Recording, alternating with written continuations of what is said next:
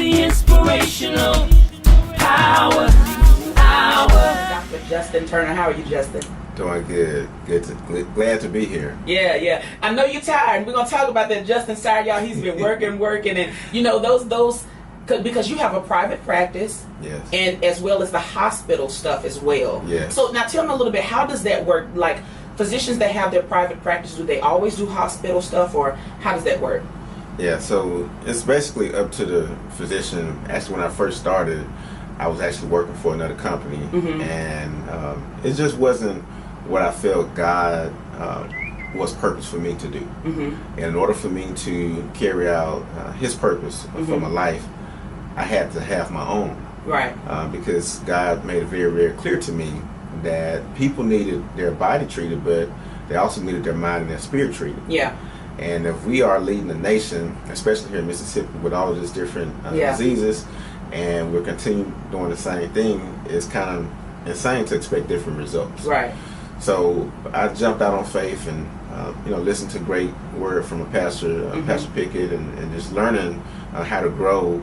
I took that leap of faith and started my own practice in 2013. I actually became the youngest owner of my own private practice in Mississippi. Wow. With the theme of treating the whole person. So since then, it's just been great. Yeah. I've also decided to still take care of my patients in the hospital. This day and time, most physicians aren't doing it anymore, which makes a lot of us tired because I probably work 80 to 100 hour weeks. But now, wait, what? It's about 80 to 100 hours weeks.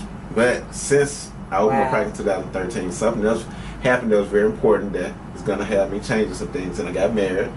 Not only did I get married, I also had a child. That's right, you have a little one now. So I will be cutting back some of that, but I really enjoy it. And they say once you find something that you really, really enjoy, it's not really considered work anymore. So that's that. Yeah. So because I have my own practice, I can do some of the things that may be out of the box. And a patient last week, Sister Wise, asked me for a special request. And she had already asked me about helping her with her anxiety, help her with her chest pain, help her with her knee pain. And as I proceeded to walk out the room, I thought I had fulfilled all of her requests. She said, one more request, Dr. Turner. And I said, what's that? She said, well, because of who you are, can you pray with me? Wow. And that's what I said. I said, me? Yeah. Because I put my pants leg on one at a time just like them, but it was an honor. And 10 minutes later, she was just crying, and it was a powerful prayer, and I definitely felt God working through me. And when I was working for other places, I just couldn't. I couldn't do that. Yeah, you didn't feel that freedom to be able to do that. All right, so much, guys, that we're going to try to get in and talk about. This is October, and we know that nationally, October is Breast Cancer Awareness Month. And we were talking about this because we go to the same church, and we were just talking about the conversation started around some activities at church. But then you just, over the phone, just started pouring out your heart, not just only about breast cancer and those facts and all of those statistics, but just health in general. So but let's just start here with breast cancer awareness. And one of the things that you said was that typically our community, we don't get diagnosed early enough, and that's just about with anything. Is that? Yeah, it's just about with anything, but specifically breast cancer. Nationally, it's not really advised for us to be able to get mammograms, at least not until age 40. That's when insurance is approved for most people to get mammogram screening. Prior to that, unless you are really up to date with your physician and you are aware of all of the risk factors, you really don't know that you should probably be even going in to be screened. So a lot of times, and I've had this with several patients, they don't come in for their breast cancer evaluation until they've already felt a lump. And at that point, they hadn't seen an OBGYN maybe in a few years, they hadn't seen a regular doctor in a few years, and a lot of times these patients have insurance. But they'll say that, hey, I felt fine. And because we feel fine, we kind of think we are fine. But in the African American community, we have to do things a little differently because of genetics and because of environmental factors to a certain degree. We are at higher risk for developing things way, way, way sooner than other populations.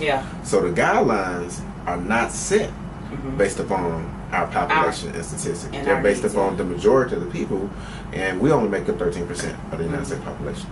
And even a bone that I have to pick even about that is this year, like when I went for my annual, it's like every year that I go, they tell us another thing that insurance is not paying for. Yes. So now, at first, I think it was last year, it was like insurance was not paying for the 3D mammograms, only the, do you know what I mean? Right. Yeah, only the regular ones, the traditional ones. And then this year, so my gynecologist told me now that they're not even paying for women's physical every 3 years, I think. Right, so that's crazy. It used to be once a year. Yeah. But now they're fighting to make it either every other year or every third year, they're not fighting it. That's what I had to pay. And you're right. I had to pay. You're right. And this is why. And I know voting's coming up, and we've done voter registration drives in New Jerusalem.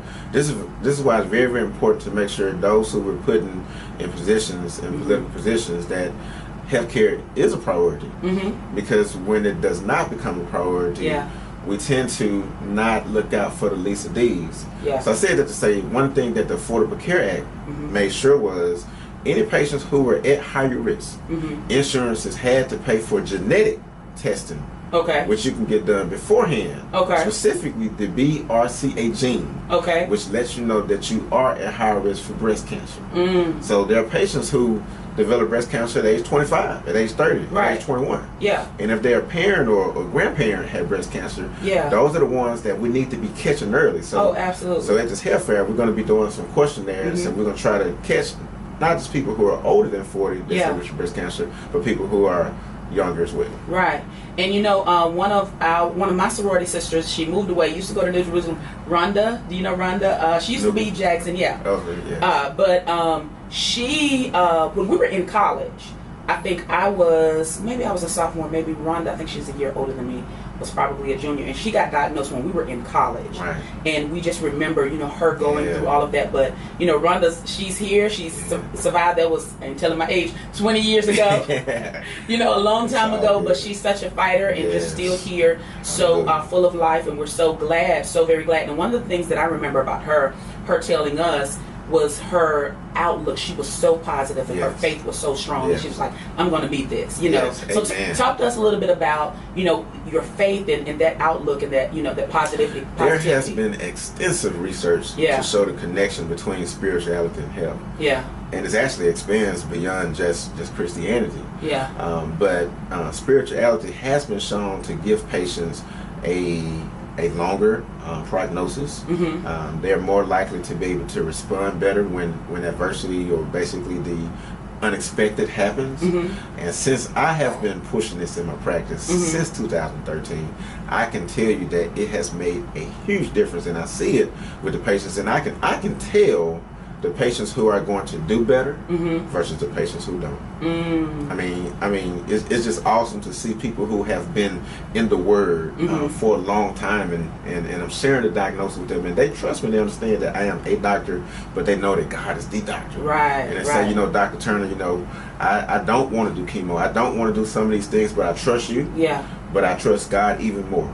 And that He has allowed me to go through, I'm going to accept it and use this as a testimony for whatever He wants to show me. I mean, it's amazing. Like, in the middle of being diagnosed, like, their response is just a little different.